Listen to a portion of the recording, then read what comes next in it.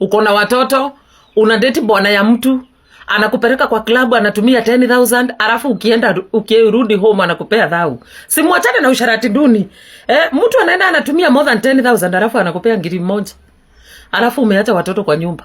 Kama mtu anataka kudate a single mother, unastahili kujua huyu ni mtu mwenye ako na watoto, na before hata muende anywhere, umpeleke shopping, at least apelekee watoto. Wewe ukienda na yeye ujue watoto wamekula wameshiba.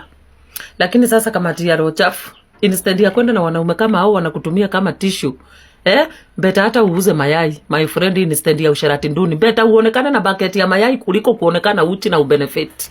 Si ati na encourage usharati.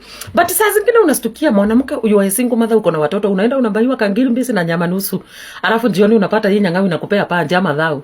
Simuache usharati nduni. Beta uuze meloni ama mayai. Kama tiaro chafu. Na hawa ndio kwanza watakutumia. Ikikamu ni kwa mechi anakupepeta. Venyeta hawezi pepeta bibi yake. Style ndendiri zenye ukitoka hapa unaenda ukiingiza hewa ndani.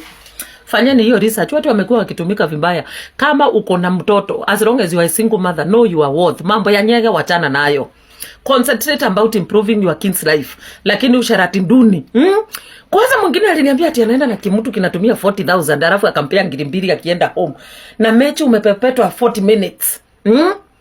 Wachani usharati nduni. Si ati na encourage usharati. Unajua watu hawezi change. Lakini kama inafika place unaenda out na mtu, ushachoma jina, ni bwana ya mtu, lakini maisha yenye unakaa ni maisha ya ufala.